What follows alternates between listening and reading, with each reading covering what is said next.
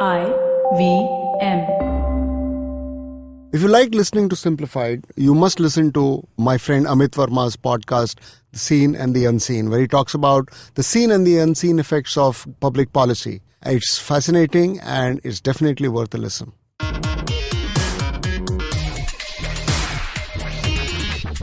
Hello and welcome to yet another episode of Simblified. We keep saying yet. We are surprised ourselves. So now we come in two varieties. The shorter one, which makes you slightly smarter, and a longer one, which makes you a lot smarter. So this is a longer one. T20 versus test. Specifically. So get ready to have a lot more gray cells working. Okay. Perceptive listeners probably already realize that this episode is about the late Stephen Hawking. Naren has an interesting angle to look at the great professor from. But before we get into serious matters like that, we must discuss the profundity of the week. And this has been sent by one of our oldest listeners. Not age-wise, of course. This is from the Vice Crab, Kaustubh. Oh. Yeah. Brace yourself for this, especially if you're from South India. The curd rice. This has started well. Yeah, this started well. The curd rice is the only Indian food which can release a chemical called tryptophan in brain. Wow. Brain capital. Letter. Indians alone take curd as curd. But Western world takes it as yogurt, which got sugar too. And sugar will not calm your brain, but increase glucose level and will put you more restless. I'm reading this word for word. Sugar is danger for balance of neural activity. In triggers hyperactivity. This guy has been watching too much Beavis and Butthead. It gets better. But curd rice, next paragraph, is the only food which can release tryptophan in brain, which calms down and brings a cool thinking. Wow. Of course. And your neurons are recharging with a mild rest because of tryptophan. Now, I have to admit, despite the bad grammar, till here is actually fairly accurate. Oh. Yeah, curd does have this chemical, and the Western world does take curd as very flavored yogurt. What level of cooling brain is correct? Now comes the profound part. Bracket. In Sanskrit. Again, always a good start. Yeah. There's a word in this chemical as tryptophan. Trupti means satisfaction. Well played. Oh, Now, man. here's a logical conclusion. Curd rice, which was made fun and ridiculed by some Brahmin-hating fanatics of Tamil Nadu, as it is a symbol of Tamil Brahmins, is a scientific reason for the success of Tamil Brahmins, as it is the best brain food which activates the brain in a balanced manner for a tropical climate. Tairisadam Jai Ho. Smiley face. Wow, Thyro fan. He's really a Thyro fan. So thank you, Kaustubh, for that. Wow, we look forward to the diatribe on Medu Vada very soon. No, I mean, I think one key attribute that most Indians pick up is the ability to bullshit. Yeah. And bullshit about science. Like मैं इस पे 2 page लिख देगा. Supplementary भी उठा देगा. I think this has come from the age-old practice of marks being directly proportional to the number of supplementary sheets you've taken in engineering. I think we finally stumbled upon it. I think all the WhatsApp forwards are written from answers that people have written in like the revenge of frustrated teachers. Very basically. much so. They are like, चल इसको WhatsApp forward में convert करके उसके parents को भेजते हैं. Then they will forward it to their kids. अब कैसा लगेगा सोच? So, from the giddy heights of Trupti or whatever that was. One of the grouses that I have is people using the word scientific very freely. Vedas are very scientific, and this is very scientific, and that is very scientific. And all that they mean is there is some explanation. So, correct. Nobody really understands what science is. Yeah. And science is, you make a hypothesis first, and then you run experiments to test that hypothesis. And if those experiments don't agree with the predictions made by that hypothesis, the hypothesis goes out of the window. Wow. Yeah, and that is a beautiful segue into what we are going to be talking about. Actually, the guy we are talking about, we're going to talk about today, Yeah, a lot of nonsense has been spoken about him, including our education minister, I think, who went on about how he said that the Vedas are very scientific and explains Einstein's theory or something like that. Yeah. There's two parts to it. Not only this Veda scientific nonsense, but also how constantly we require Western affirmation validation for all of our, like, India अच्छा है because वो गोरे ने बोला. But let us not turn this piece into a scroll.in editorial. Let us please move on to what we were talking about. Naren, take it away. So, Professor Hawking. Yes. So, we lost a very great human being. And so there are two dimensions to this very great human being. One is the science, which we will very wisely refrain from talking much about, because I can safely say that nobody in this room really understands what it was going on. Some things that even ultra-crepidarianism cannot help you. And he was a terrific human being in two ways. One, he had this extremely debilitating disease, which, he was able to handle with great equanimity, a great deal of courage. It's practically a death sentence, and he managed to hang on for 5 decades after. He got it at a pretty early age. Early age, and then he was straight up given 2 years to live. Yes, and that was one part of it. Just having the courage to face the prospect of imminent death and continue to be doing your work. He was also a terrific practical joker and had a great sense of humor, and that makes him even more awesome in my mind. And I think more than trying to explain what time and the universe and parallel universe is all about, I think we should just sort of celebrate the man, celebrate the guy. Yes, that was. And so he was a theoretical cosmologist. Which, so what does that mean? So in my mind, I always spoonerize that into cosmetic theory. So he's planets का makeup करता था. Oh, making up planets. So he wasn't a cosmetic theologist. Thank goodness. Thank God. And apparently there isn't such a thing. Though there should be one. It'll be such aren't all theologists only cosmetics?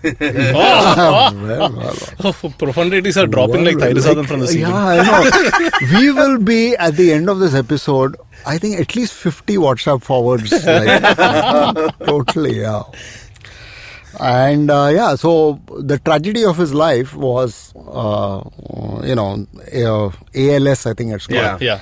Amyotrophic lateral sclerosis, which is also known as motor neuron disease and Lou Gehrig's disease. Popularized, of course, in the last few years because of the ice bucket challenge. So I read a little bit about it, and it's a disease which causes the death of neurons controlling voluntary muscles. So your involuntary muscles, which make your heart beat and your lungs inhale, exhale, those work. But the voluntary muscles, so I've known at least 2 people. One is a relative and one is a colleague of my father's, both of who got this. Really? And they were like, so that colleague whom I knew since my childhood, it was so sad. He looked absolutely perfect and he couldn't move at all, but his family would bring him to all functions, and all that he would do very rarely is drop one tear from an eye. It was so touching. So it's like he's probably receiving everything. You don't know what it is because he can't respond. So which is a thing about this particular disease, which is the worst possible thing that happens, which causes something called locked-in syndrome, where after once the disease has progressed enough, there is no possible way for you to communicate with the outside world. So you're alive, but in every which way physically you can't say anything. So you're feeling and perceiving everything, but you're not going to be able to respond to anything. So that's, you're effectively locked in to your body and you're not able to talk about anything at all. That's scary. And also the other part is he got diagnosed in the early 60s, before, I think it was 1962 or 63 that he got. When he was in his mid-20s. Yeah, he was in his mid-20s. He was still a graduate student, so he got diagnosed at that point in time, and straight up told that he has 2 years to live. And this is back in the 60s, which is not even like when you, at least in this day and age, you're like, okay, maybe there's something in medicine that will get me through. You're in the 60s and you're pretty much resigned. Okay, if they give you 2 years to live, you've probably just got 2 years or lesser to live. And at that point, he had not even anywhere near achieved any of the things that he has. So most of his achievements and conceptualizing all of his achievements also has come happened after he got diagnosed by this disease. So it just shows how incredible the man was. Yeah. And I was reading, just going on about this disease. It fascinated me. I mean, how do you get it? And I thought it was genetic, right? So apparently only 5 or 10% of the cases are. 90% of them are not genetic, and nobody knows how they get him. So it's scary. It's scary. Any of us could get it. And the locked-in syndrome is nightmare about every damn thing.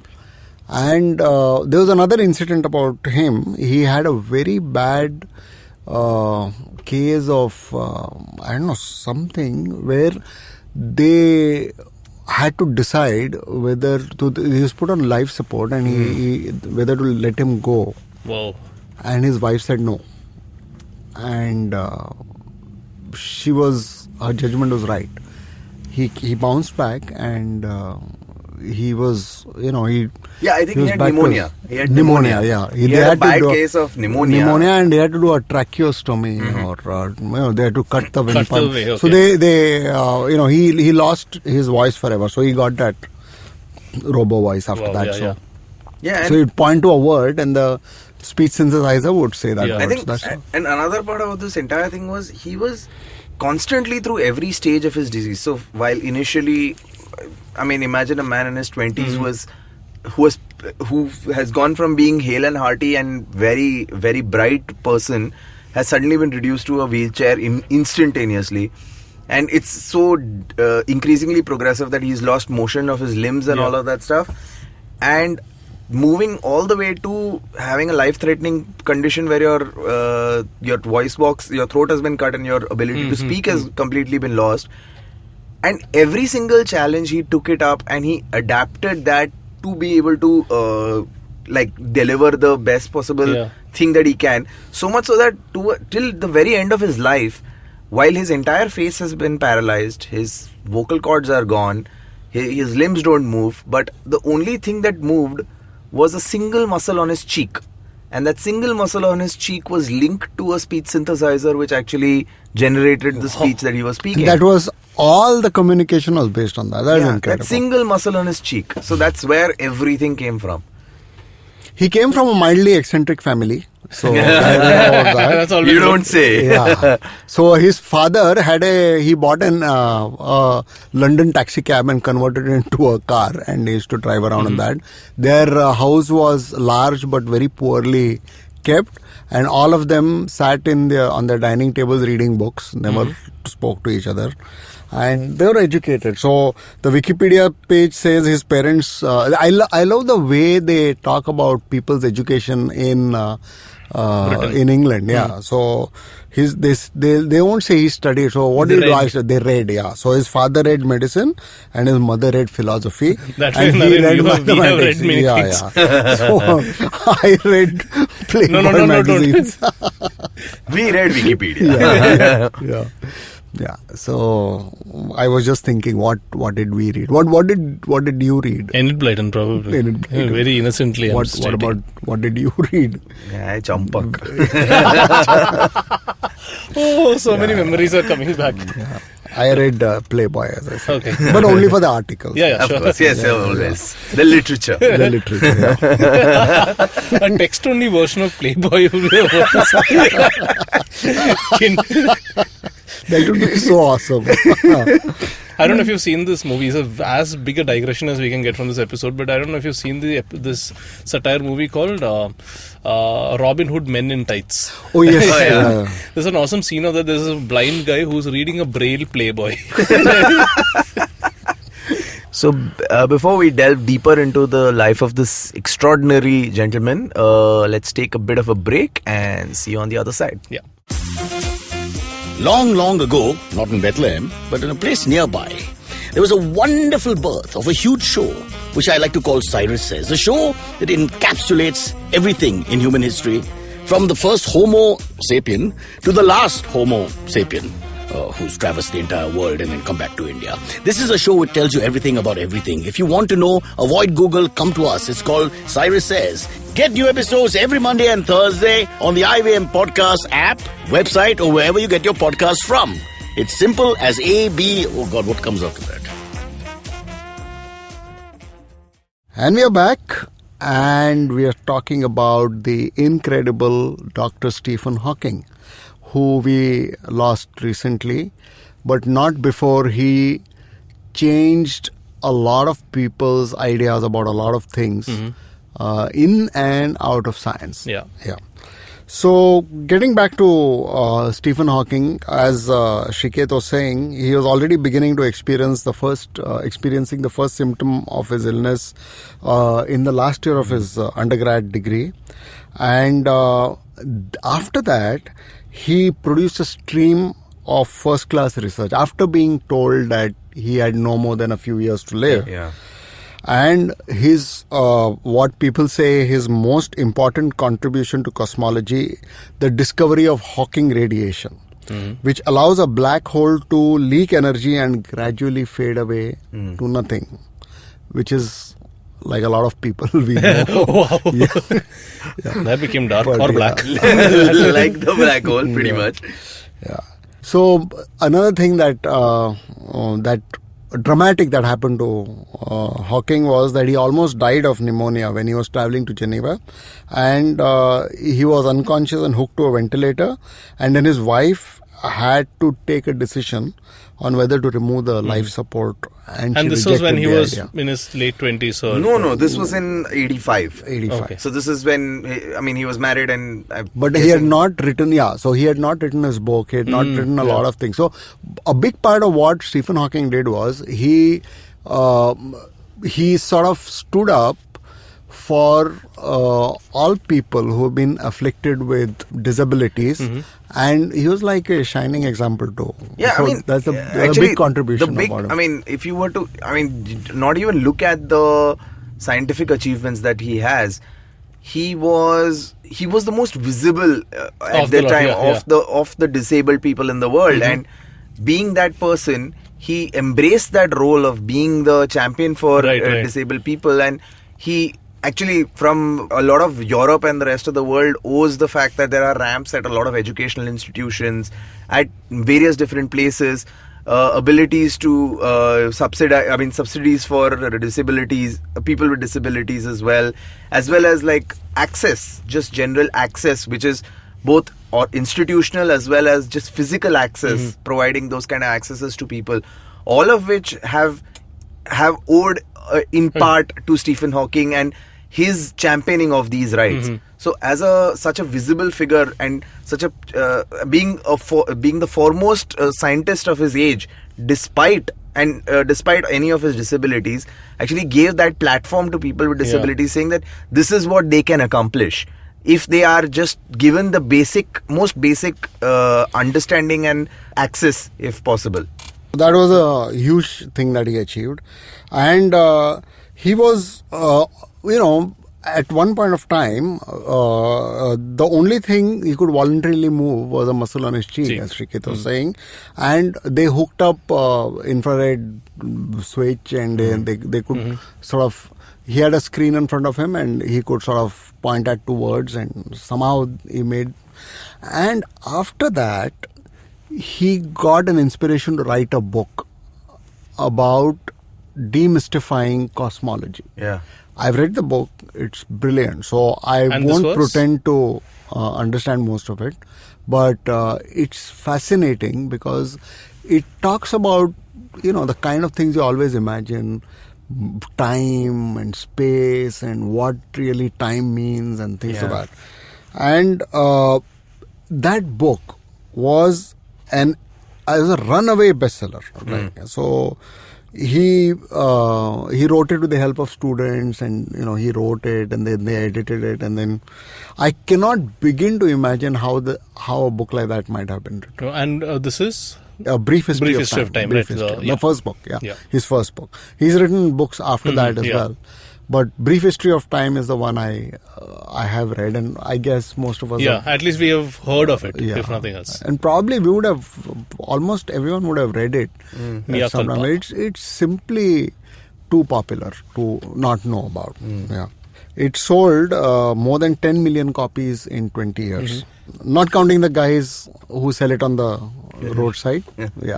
And for all that, his life constantly hung by a thread. A small power outage could kill him. Oh, yeah. Yeah. So he was constantly wired up. He was like, everything is a life support system for him. Right? Wow. So he loved playing practical jokes, and this is the most awesome practical joke he played on a BBC producer.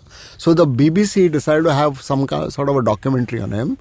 And so you know how it works, and this guy sitting in a room, and producers, they're sort of setting up cameras, lights, and he happened to be in the room and alone with the producer, and the producer is trying to hook up something.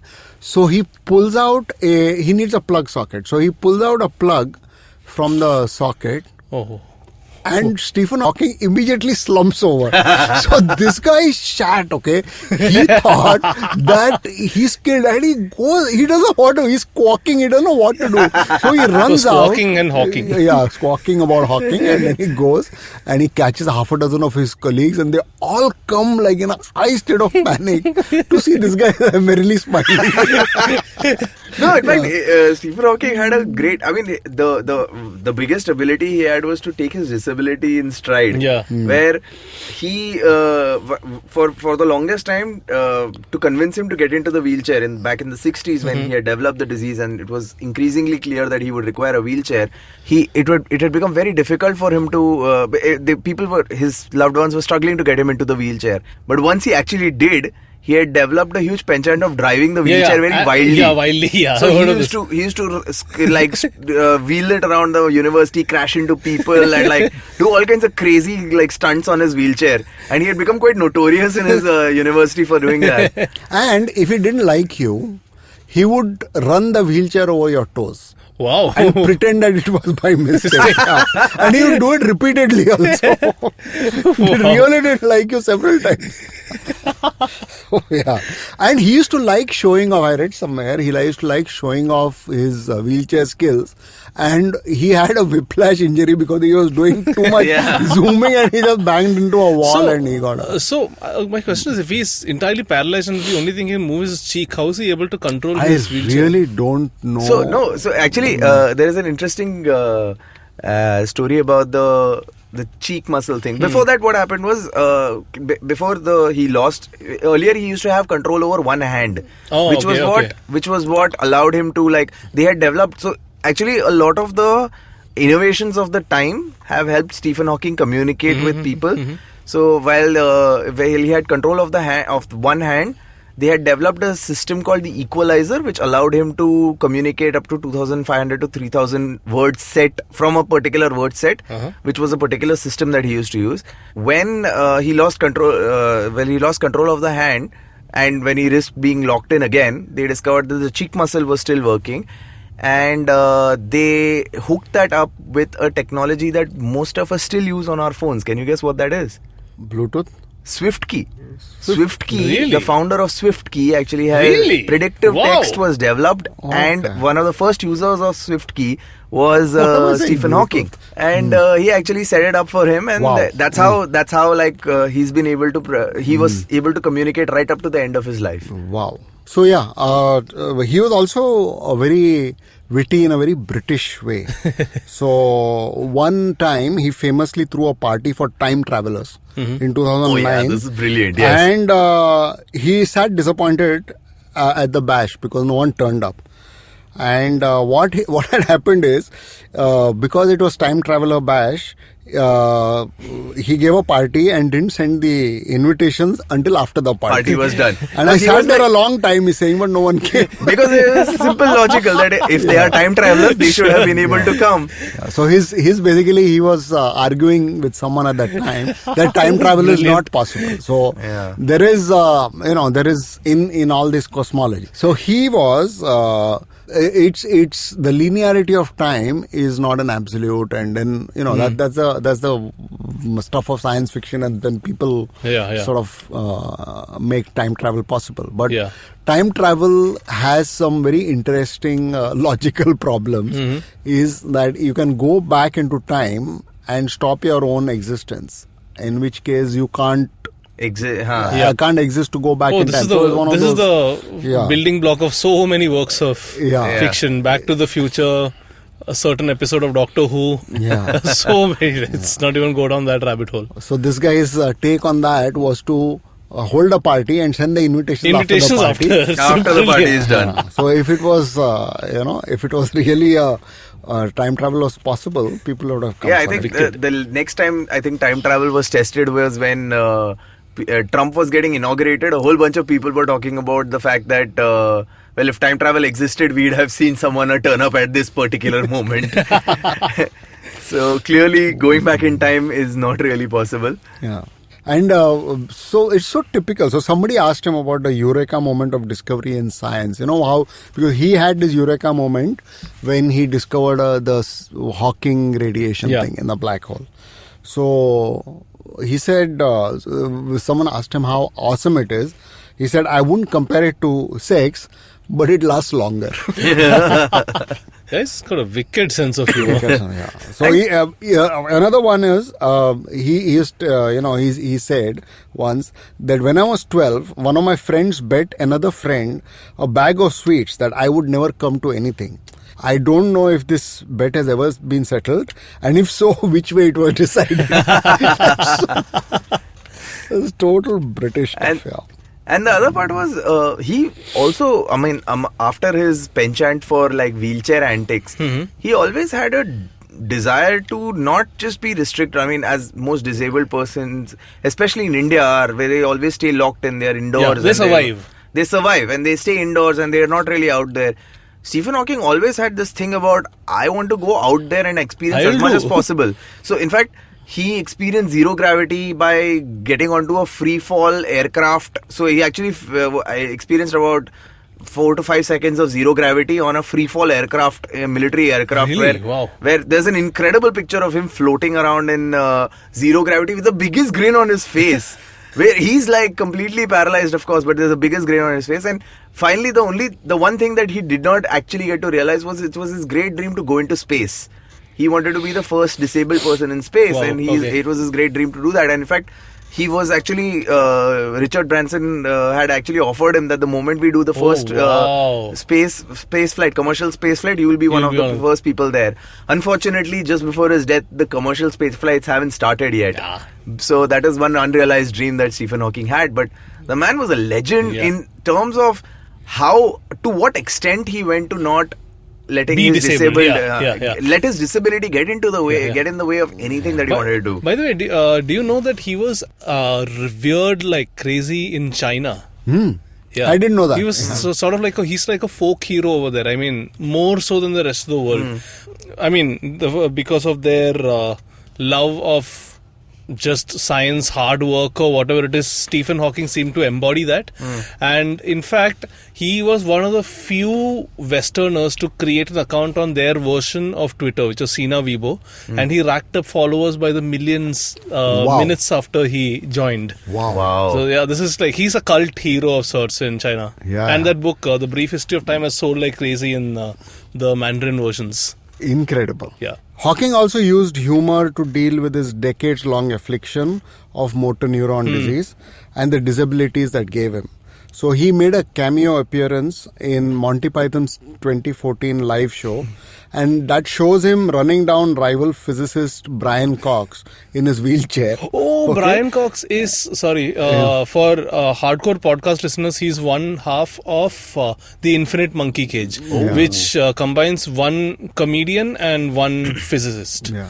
Robin Ince and Brian Cox, if I remember. Yeah, it's incredible. Yeah.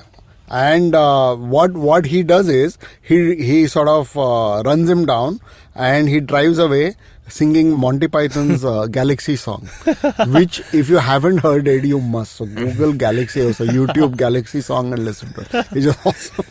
He's also made appearances on The Big Bang Theory, The Simpsons. The Simpsons, the John Oliver show, where that epic burn of John Oliver. Oh, that was an awesome burn. That was one of the best burns ever. Yeah. So we don't want to spoil it for you because we can't do a good Hawking or an Oliver. So just go and search for John Oliver, Stephen Hawking burn. I'm sure you'll find something. it. So there was one more thing about him. So in his 1988, the book which he wrote in 1988, the first one, The Brief History of Time, he discusses what it would mean if we were ever to discover why we and the universe exist. So what is the meaning of it all? And he wrote, it would be the ultimate triumph of human reason. For then we would know the mind of God. So this is what he wrote, okay? And people misinterpreted this to mean that Hawking believed in God. So in a later interview, he made it clear that his quote was only a metaphor. And what he said was, this is also so characteristic. What I meant when I said we would know the mind of God was that we would know everything that God would know if there was a God, which there isn't. Yeah. So, but by that time, already family WhatsApp groups were so damage was done. There is a grand design, but it is not God. That's what he said. So it has nothing to do with God, and with continual breakthroughs, he felt that science is coming closer to the theory of everything. And when it does, Hawking thought that we would be able to understand and benefit from this grand design. So that's the constant dream of all these physicists and not cosmetologists, cosmologists, everybody. And probably cosmetologists also. Sure. Yeah. Why single? And also another thing about his personal life from that perspective, where you would think also a person who's disabled might restrict his, either be a celibate for life or like maybe have one partner or something like that. But Stephen Hawking had lived a life as normal as pretty much anyone in his context was, where he met and he got married to his first wife Jane Wilde when he was an undergrad student. And after a point in time, he was perfectly accepting of the fact that he could no longer be physically present for his wife. So he was perfectly okay with the fact that she was actually having a relationship with another man at the same time. So he was pretty much in an open marriage for a while. And because he understood his limitations, and he was like, okay, you're there for me as much. And while he was married to her, he also fell in love with one of his other caregivers, Elaine Mason, and he and his ex-wife amicably separated, and he got married again to Elaine Mason, who was one of his caregivers. And all of this while he's completely paralyzed. So his only means of communication are through the mechanical voice, and he's able to, like, in a way, actually court and get married to a woman in that kind of situation. You can imagine what kind of badass this guy is as well. Yeah. And so he got married to another woman who was, and continued to maintain a great relationship with his kids and his wife from a previous marriage, all of whom were there for every single accolade that he received and were with him at every step. So not only was he an extremely compassionate man, but he was as normal as any guy gets as well. Like, he felt things, he wanted to live the life the way he wanted to, and he had the desires of saying that, you know what, my disability does not dictate the fact that I need to live a certain way. I will live a normal life, and that is because I want to be that kind of guy. It almost makes you think, and it's probably a slightly dark way of looking at this, is would he be such a huge cultural icon if he weren't disabled? Very good question. I often wondered that, and he probably wouldn't, because the things that that his work is incredibly abstruse, right? So if most scientists and this engineer right here don't understand what he's talking about. It would have been very difficult for 10 million people to do so. But his persona was absolutely the courage that he showed without sort of tom-tomming it around was just something everyone felt at a very human level. So I think I also think that I think there is no debate on the fact that if you were to just debate on the work that he did, I think scientists and physicists around the world will say that he is one of the foremost minds in the world. So from the work perspective, I don't think his disability took anything away from that. But I think the fact that he did it all while being that disabled, that extremely disabled. I mean, it's not just like he's sprained arm or something. Yeah, or he's not got functioning limbs of some sort of other. He's entirely paralyzed. He's progressively, and the disease is progressively taking more and more away from him, and he's still able to be this prolific contributor to the world of science and the understanding of humankind is something pretty extraordinary as such. So I'm going to sort of just wrap this up with one quote of Hawking. He said, "Life would be tragic if it weren't funny." And amid the tragedy of his death, it's safe to assume that he'd be delighted that people are remembering him for his humor as much or possibly more than his scientific achievements. So thanks for tuning in, and see you next week. Yeah. See you guys. Bye-bye. Bye.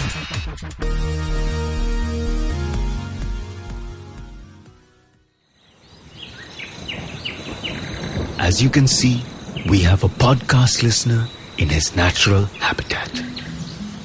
Millions of years of evolution have led him to this point. He's on his way to work, and listening to podcasts makes his miserable day better. He will now head to work and use all his knowledge to communicate with other colleagues and possibly future mates. You can find more of his species on ivmpodcasts.com, your one-stop destination where you can check out all the coolest Indian podcasts.